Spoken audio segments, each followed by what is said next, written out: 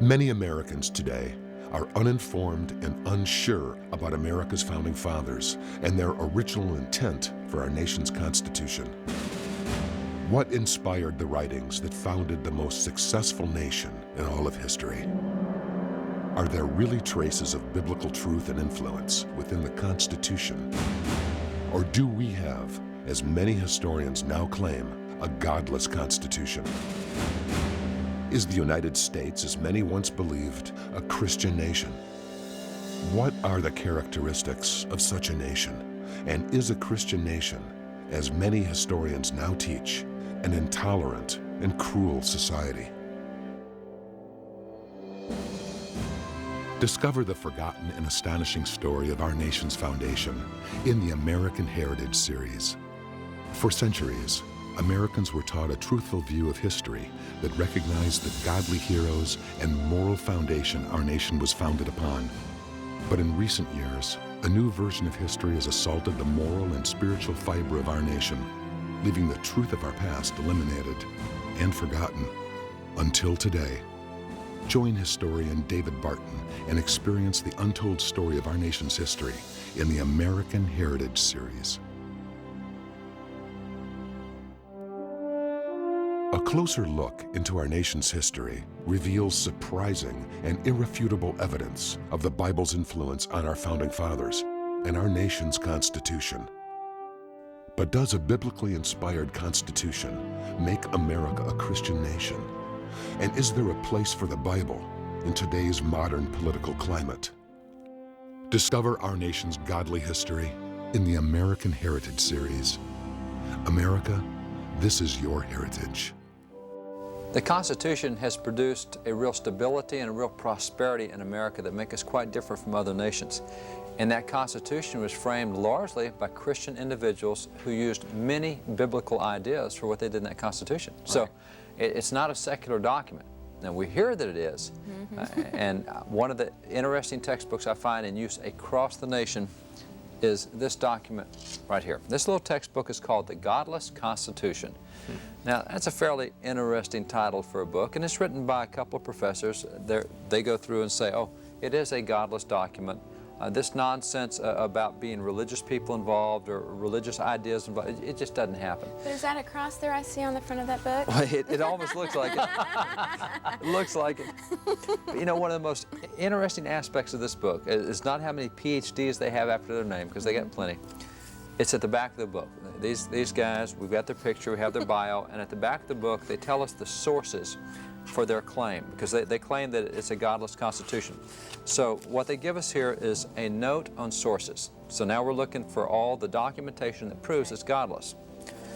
Well, right up top they say we have dispensed with the usual scholarly apparatus of footnotes. Whoa, time out. You say it's a godless Constitution, but you're not going to document that. We just have to trust you. And so what they say is oh, everyone knows this, so we're not going to use any footnotes. We're not going to document.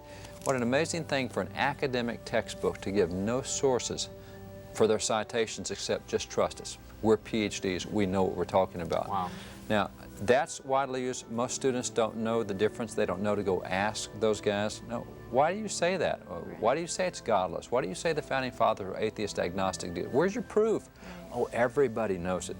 That's a very poor excuse for saying that it's godless. On the other side, you got books like that one, Original Intent, that says exactly the opposite. 1,500 footnotes. 87% of the footnotes come from the founding fathers' own life while they were still alive. Wow. So when you use their documents, you reach a conclusion that says it's not godless. When you ignore all the documents, you can say, trust us, it's godless Constitution. Now, this is revisionism designed to have an impact on our behavior and our policy.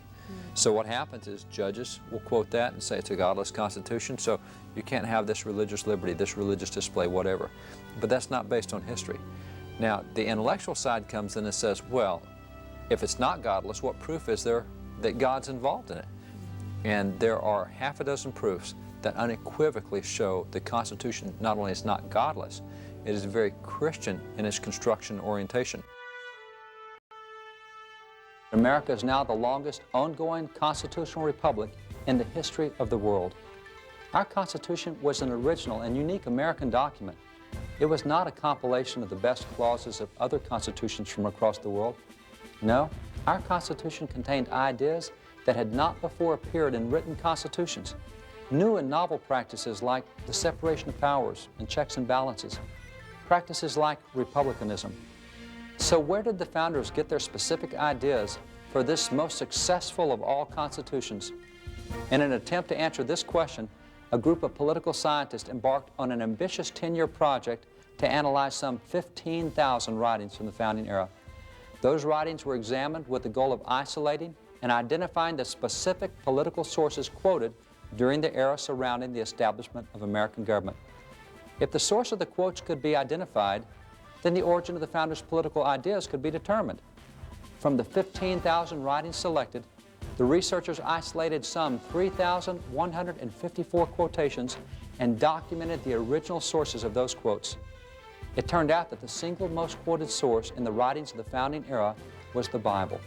34% of the documented quotes were taken from the Bible, a percentage almost 4 times higher than the second most quoted source. In fact, signers of the Constitution George Washington and Alexander Hamilton confirmed that the separation of powers was based on the biblical principle found in Jeremiah 17:9, a verse that had been the subject of numerous sermons during the founding era. Many other Bible verses and principles also find embodiment in the Constitution. For example, compare the Article 1, Section 8 provision on uniform immigration laws with Leviticus 19:34. The Article 2, Section 1 provision that a president must be a natural-born citizen, compare that with Deuteronomy 17:15. Then the Article 3, Section 3 provision regarding witnesses and capital punishment, compare that with Deuteronomy 17:6. And the Article 3, Section 3 provision against attainder, compare that with Ezekiel 18:20. And notice that Isaiah 33:22 sets forth 3 branches of government. And Ezra 7:24 establishes the type of tax exemptions that the founders gave to our churches and which still exist today. And the concept of republicanism set forth in Article 4, Section 4, that is, of electing our leaders at the local, county, state, and federal levels, has its origins in Exodus 18:21. In fact, Noah Webster, the founder personally responsible for Article 1, Section 8, Paragraph 8 of the U.S. Constitution, specifically cites Exodus 18:21. And John Jay and George Washington also attributed religious causes as the reason that America elected its own leaders. Understanding that many of the ideas that found embodiment in our government were taken from the Bible, it's not surprising that John Adams had identified Christians and ministers as being so influential in American independence. In fact, nearly 4 decades after the American Revolution, John Adams reaffirmed this position, declaring, "The general principles on which the fathers achieved independence were the general principles of Christianity. Now I will avow that I then believed and now believe that those general principles of Christianity are as eternal and immutable as the existence and attributes of God." A closer look into our nation's history reveals surprising and irrefutable evidence of the Bible's influence on our founding fathers and our nation's Constitution. But does a biblically inspired Constitution make America a Christian nation? And is there a place for the Bible in today's modern political climate? Discover our nation's godly history in the American Heritage Series. America, this is your heritage. There was a great study done some years ago by political science professors. They said, you know, the Constitution is a remarkable document. It has ideas that have never before been written down in any previous Constitution. These are novel ideas. Where did the Founding Fathers get these novel ideas? Because our Constitution is not a collection of the world's greatest constitutions. Right. I mean, in 1787, they didn't say, oh, let's take 2 clauses from the French Constitution, 2 from the Russian, let's take 1 from the Haitian, 1 from the Helvetican. These are brand new ideas. So these ideas put in a piece of paper, they've been talked about, but they've never been put in a document. Where'd they get their ideas?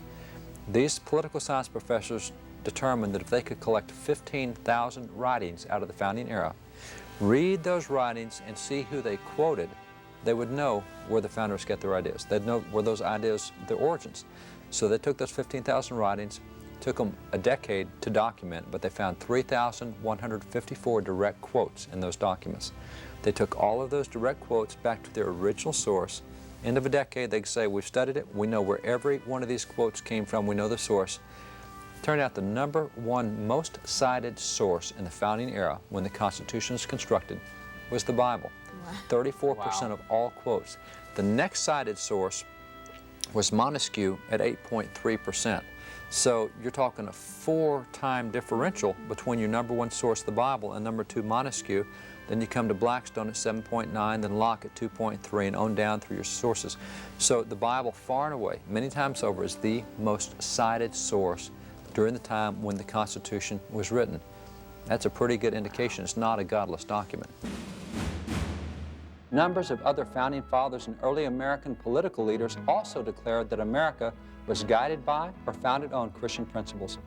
Among those making such declarations were Elias Boudinot, a president of Congress during the Revolution, and signers of the Declaration Charles Carroll, John Hancock, Benjamin Rush, Stephen Hopkins, and Samuel Adams.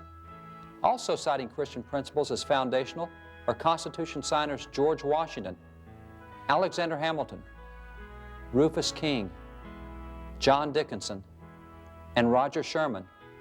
Others making similar declarations about Christian principles in America include Samuel Chase, a signer of the Declaration and a U.S. Supreme Court Justice, original Supreme Court Chief Justice John Jay, Justice Joseph Story, Justice James Kent, Zephaniah Swift, author of America's first legal text, and the U.S. Supreme Court itself, not to mention the U.S. Congress, as well as numerous state Supreme Courts and state legislatures.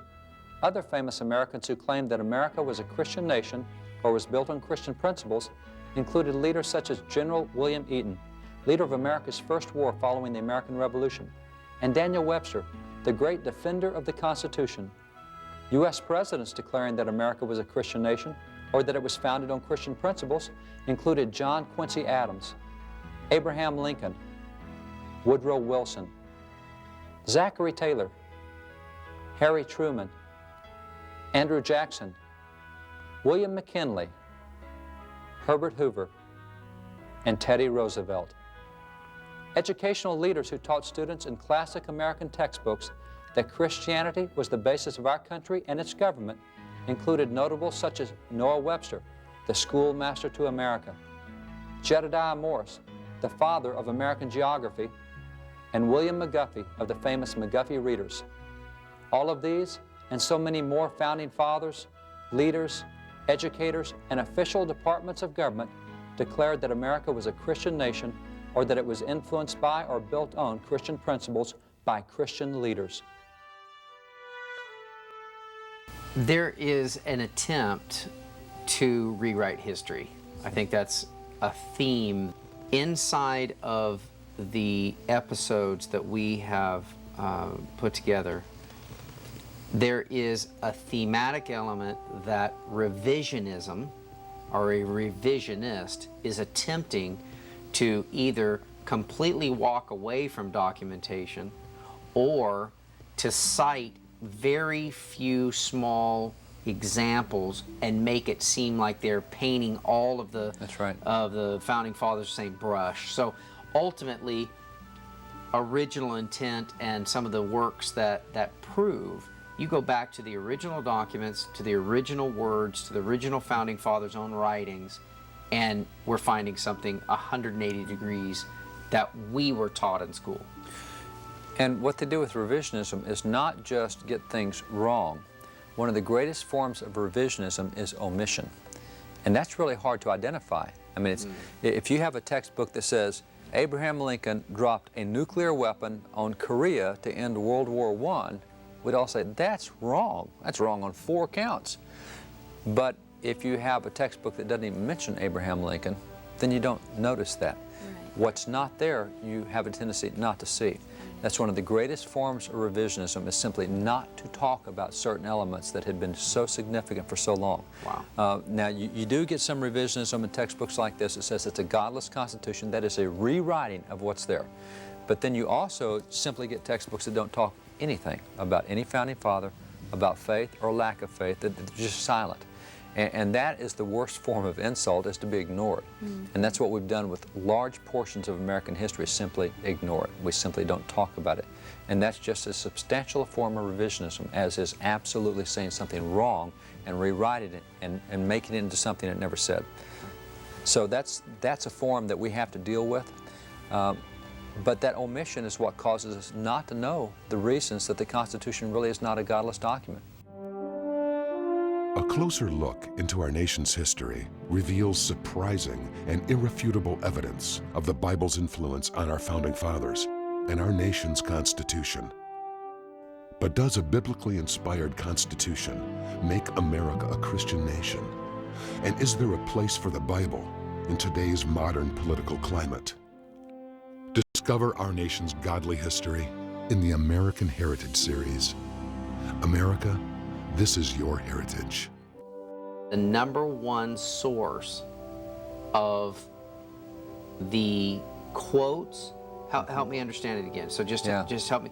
The number one source of the quotes that the founding fathers found were traced back to the Bible. That's right. The quotes that they used in political writings describing why they did what they did. Why did they do separation of powers? Where'd they come up with the idea of separation of powers? Why did they do checks and balances? Where'd they come? You read all the writings that dealt with all those issues and you see who they're quoting. Well, they'll quote Montesquieu because Montesquieu talks about separation of powers. They'll quote different entities. But when you track every quote back, 3,154 quotes, you track them all back to see the source. The overwhelming source of those ideas is the Bible. And we have people wanting to tell us we have a godless Constitution. That's right. But we buy that. I mean, by and large, most Americans buy that. Government is a secular institution. It was designed that way. It's supposed to be that way. Why would they say that? They don't know, but they've never heard any evidence that would indicate otherwise. I see. Right. And so what happens is the absence of evidence is proof of what the assertion is. So when they say it's a godless Constitution, I don't know of any evidence that disproves that. They must be right. And that's where most Americans are. That they don't know about the study of political scientists. They don't know what's called the Sundays Accepted Clause. They don't know about the Common Law Clause in Article 7. They don't know about the 4 oath clauses that are there. They don't know about in the Year of Our Lord clause that appears. There's 6 aspects of the Constitution that absolutely disprove any notion that it's godless. But we don't know what those are. In 1854, following an extensive 1-year investigation, a report in the U.S. Congress succinctly declared, Had the people during the Revolution had a suspicion of any attempt to war against Christianity, that revolution would have been strangled in its cradle. At the time of the adoption of the Constitution and the amendments, the universal sentiment was that Christianity should be encouraged, but not any one denomination. In this age, there can be no substitute for Christianity.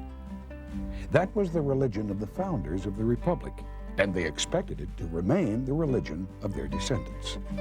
and half a century later, in 1892, the U.S. Supreme Court also conducted a thorough review of American history. After citing more than 60 historical precedents, the court concluded, There is no dissonance in these declarations.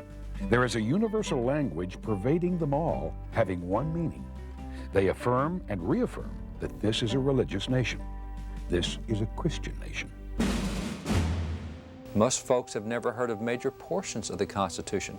If I were to say one of the chief ways to keep judicial activism under control in judiciary is the exceptions clause of the Constitution, people would say, what's the exceptions clause? I've never heard of that. Well, let me just say it right now. What is the exceptions clause? Okay. One of the notions that people have is the federal judiciary can deal with any issue that's out there, that they get to put the final word on any issue that is before the court. The Constitution says that the judges can only deal with those issues that Congress give them permission to deal with. So Congress can, and that's what's called the exceptions clause. The court can deal with anything except those issues that Congress withholds from it. So we don't have to have a constitutional amendment to have voluntary school prayer. Congress can simply pass a law that says no federal judge can deal with the issue of prayer at a football game. We've accepted it out of their dominion. Wow. It's been done over 200 times in American history. It's a great way to keep judges under control because consistently what we have now is the higher the poll number of the people supporting an issue, the more likely it is for the judges to strike it down. Wow. They've gone into this mentality that says the role of the judiciary is to protect the minority from the majority. Wait a minute, that's oxymoronic, because what you've just said is the role of the judiciary is to make the minority into the majority. Right. Then who protects the majority from the minority? You know, only one side ever wins in politics, and it's supposed to be the bigger side. That's why it's the consent of the governed. The judiciary is taking it on themselves to say, oh, if the governed are for it, that's unfair. So if we have a person over here that's an atheist and doesn't want to hear anybody else say under God and the pledge, we'll make you all stop so that he won't be offended. That's not the role of government. And the Founding that's a problem. Fathers set forth a provision to keep that That's kind right. of nonsense from happening. That's right. And we don't hear about it, we don't- nor do we don't hear about just it. debate it.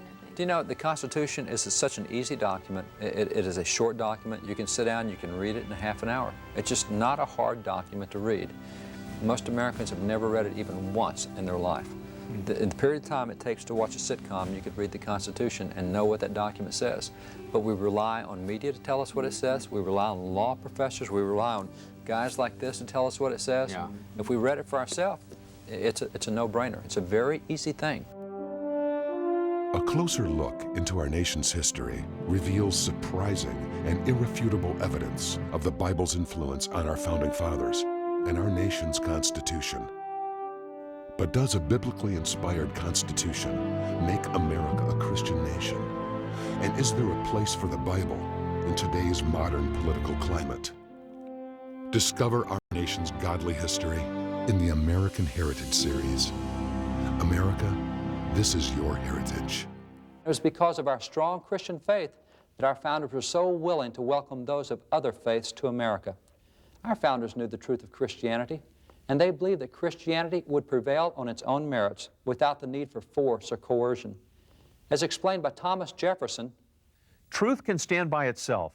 Why subject opinion to coercion to produce uniformity? Is uniformity attainable? Millions of innocent men, women, and children since the introduction of Christianity have been burnt, tortured, fined, imprisoned, yet we have not advanced 1 inch towards uniformity. What has been the effect of coercion? To make one half the world fools and the other half hypocrites. If there be but one right religion, and Christianity that one, we should wish to see the 999 wandering sects gathered into the fold of truth. But against such a majority, we cannot effect this by force. Reason and persuasion are the only practicable instruments. To make way for these, free inquiry must be indulged. And how can we wish others to indulge it while we refuse it ourselves? consequently, our founding fathers openly acknowledged and welcomed the presence of numerous religious groups in America, including Buddhists, Muslims, and Jews. In fact, Dr. Benjamin Rush, a signer of the Declaration and one of the most evangelical Christians among the founding fathers, openly declared, "Such is my veneration for every religion that reveals the attributes of the deity, or a future state of rewards and punishments, that I had rather see the opinions of Confucius or Muhammad inculcated upon our youth, than see them grow up wholly devoid of a system of religious principles. But the religion I mean to recommend in this place is that of the New Testament." And while describing a federal parade in Philadelphia, Dr. Rush commented, "The rabbi of the Jews locked in the arms of two ministers of the gospel was a most delightful sight. There could not have been a more happy emblem." And Elias Boudinot, a president of Congress during the American Revolution, served as president of the Society for Ameliorating the State of the Jews, and he made personal provision for bringing persecuted Jews to America. This tolerance for other faiths and religions, however, did not alter or negate the fact that America was founded by Christians on Christian principles. If America will go back to its roots, they'll find out, you know, the founding fathers, using biblical wisdom, have given us all sorts of tools. The Bible says there's nothing new under the sun. Wow. Those principles are universal, and by the way, they're not just American principles. Not only is God no respecter of persons, He's no respecter of nations. Yes. Any nation that will take these principles and apply them, the biblical principle out of Jeremiah 17:9 on separation of powers, any nation that wants to use that, it's going to work. Yes. Okay, so if all of the quotes that revert back to the Bible and all the wisdom comes from the Bible, then are we living in a theocracy? at this point in the United States. That's certainly what the seculars claim. Oh, you guys want religion involved? Why, that's a theocracy. You have to go, time out. The reason we have a successful constitutional republic is because religion was involved. That's what gave us these ideas. You get republicanism out of Exodus 18:21. That's Article 4, Section 4 of the Constitution. Article 3, Section 1, dealing with certain forms of punishment, comes right out of Ezekiel. I mean, there's so many clauses of the Bible that we find in the Constitution, certainly biblical concepts. That's why historians have shown that there's nothing that appears in the Declaration of the Constitution that wasn't already taught in the American pulpit before 1763. Wow. So what we're saying is these biblical ideas, and people today think the Bible is a tiny little narrow aspect of living. It deals with eternal life. Well, it does. It deals with spiritual life in the future, but it deals with practical life right now. You find the free enterprise system in the Bible. You find proper and improper forms of taxation in the Bible. The Bible talks about capital gains taxes. The Bible talks about minimum wage. The Bible talks about all these things. Christians think it's just a little bitty spiritual book. It's not. So what happens is all these biblical ideas create the environment and the document and the specific ideas in those documents. And today we're being told, oh, if you believe those ideas, that's a theocracy. Now, how oxymoronic is that? The very ideas that produced republicanism and free government are now we're now being told that that's what creates a theocracy. So what they do is they say, oh, you guys with those ideas have to stay out of the government. No, no, no. The reason we have the government is because those ideas were in the government. Right. That's not a theocracy, not by any means. Founding Fathers had a great love for separation, church and state. They didn't want the two institutions running each other. But they did not have a great love for separating God from government or God from any aspect of life. Right. And that's what people who yell theocracy today mean. They say, oh, you're trying to impose your values on me.